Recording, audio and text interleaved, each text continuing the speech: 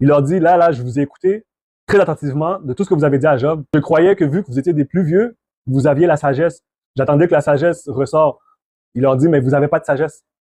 Il dit, en vous écoutant, j'ai remarqué que la sagesse de l'homme, vraiment, ça vient de l'inspiration de Dieu direct. C'est pas une question d'âge. C'est pas parce que je suis plus jeune que vous que je suis pas plus sage que vous. Je vous ai écouté, là, et il y a zéro sagesse dans ce que vous dites. Maintenant, je vous demande de me porter attention. Moi, le jeune, je vais vous apprendre, vous, Job, et tes 3 amis, je vais vous apprendre la sagesse. Intercesseur. Ça, c'est le titre. Veillez donc à attendre, ô Job, mes discours. Prête l'oreille à toutes mes paroles. Vois donc que j'ouvre la bouche. Que ma langue parle à mon palais. C'est la rectitude de ma conscience qui parlera. Et mes lèvres diront la vérité pure. C'est le souffle de Dieu qui m'a fait, l'inspiration du puissant qui me fait vivre. Si tu le peux, réponds-moi. Argumente contre moi, prends position. Vois, devant Dieu, je suis ton égal. J'ai été pétri d'argile, moi aussi. Voyons, la terreur de moi n'a pas à t'épouvanter, et mon autorité n'a pas à t'accabler. Et tu as bien dit à mes oreilles, et j'entends encore le son des paroles. Je suis pur sans péché. Je suis net, moi, exemple de faute. Mais Dieu invente contre moi des griefs. Il me traite en ennemi. Il me met les pieds dans les fers et il épie tous mes traces. Voyons, en cela tu n'as pas raison, te dirais-je, car Dieu est bien plus que l'homme.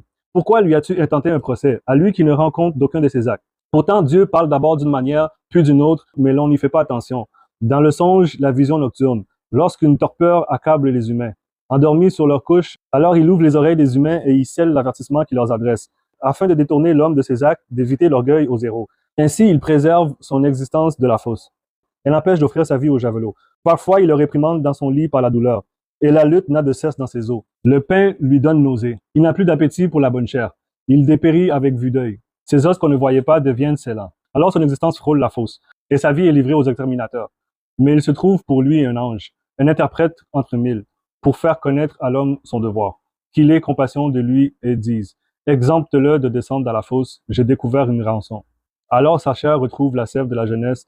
Il revit au jour de son adolescence. Il invoque Dieu qui se plaît en lui. Criant de joie, il voit la face de celui qui rend l'homme sa justice. Il chante devant les hommes en disant, j'ai péché, j'avais violé le droit, mais lui ne s'est pas conduit comme moi. Il a racheté mon existence au bord de la fosse et ma vie contemplera la lumière. Vois tout cela, Dieu l'accomplit 2 fois, 3 fois pour l'homme, pour retirer son existence de la fosse, pour l'illuminer dans la lumière des vivants. Sois attentif, Job, écoute-moi, tais-toi, c'est moi qui parlerai. Si tu as des mots pour répondre, parle, car je voudrais te trouver juste. Sinon, c'est à toi de m'écouter. Tais-toi, je vais t'apprendre la sagesse.